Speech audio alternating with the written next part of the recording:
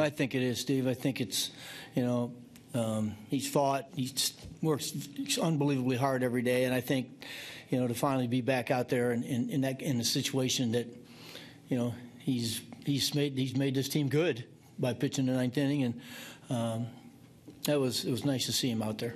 Offensively, Travis has been pretty consistently good for a month or so now. What is the biggest thing you're noticing that wasn't quite there in the past? That's a hard question to answer, Steve. I really don't have the answer, except I think that since we've been splitting the catching time, both these guys are rested. I don't see too much fatigue. They've been getting days off, and I think that's made a big difference. And I think they've kept their energy level pretty high, and he's just swinging the bat really well, which we know he can do. Is that something, I know that obviously Sandy's talked about the two of them splitting time perhaps. Is that something that you think could really sustain itself over the course of a full season, two guys like that? You can do it. You can do it. I've seen it done. And it works. I mean, when I was in Pittsburgh, Don Slaught and Mike LaValliere split time, and I'll tell you, both of them had pretty good years.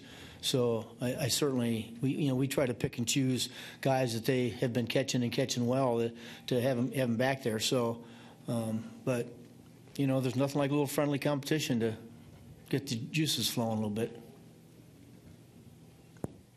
Gary, you talked earlier about kind of wondering what if when you see Noah and Matt out there tomorrow. Tonight, same thing. You see Familia get the last out, and the bullpen set him up like that. What could have been, again against the Nationals in late Jerry, September. I mean, there's no question. I mean, we've talked about it, and as we saw every one of these guys start to get a little bit better. And I mean, tomorrow night will be the first time we get to see Noah. But yeah. But we've also been there, and we've seen it done, so we know it exists, and we know how good this team could have been. But reality is you got to get through it and grind it out, and we tried to do that.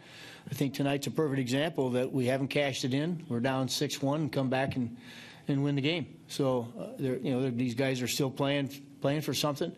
There's guys playing for jobs for next year, and I think that's meaningful to go out and play the way you're supposed to play, no matter what your record says or how you're doing at the moment, but to go out and play the game right. Steve. Terry, I know we seemingly asked some form of this question a lot with Robert, but it comes off maybe his best start as a Met. Then today doesn't quite have it again. Is it always as simple as just that fastball command with him? Is that what it was tonight, or is it something more? Well, I mean, tonight he didn't have the fastball he had in Atlanta. I mean, his fastball in Atlanta was 92 to 94. Tonight it was, in the 90, 91. I didn't see the life that I saw in Atlanta. So I just, again, maybe the fact that he didn't have the extra day, which we had certainly planned on until Jake got sick, that might have had a little effect on him. He was preparing probably to pitch tomorrow anyway. So we just might not have had the same routine between starts. I'm not sure, but that certainly what we saw last week was the Robert Gesellman we saw last fall. And tonight was just one of those nights he didn't have his best stuff.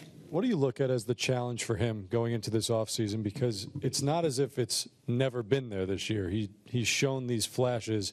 How does he get back to that consistency that we saw a year ago? I think he's got to go, certainly come to go into the winter saying, look, I got to go win a job and get himself in great shape and really, when the closer you get to February, make sure his arm's in good shape so when he comes down there he can actually work on things instead of just trying to get ready for the season. Abby? I know you guys have, experimented with putting Gesellman back in the bullpen. Is he a guy that might be able to sustain his velocity a little bit better or sustain his command if he did have shorter outings?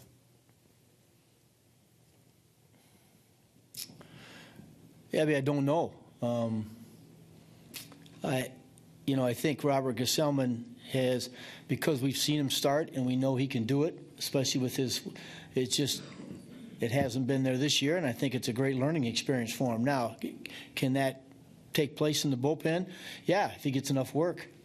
But when you're asking him again to do something he hasn't done before and do a lot of it, then you see how if he can get through the season being able to get up 3-4 days a week, because he hasn't had to do that in the past. So it's all something. It's all a learning experience that we would have to go through.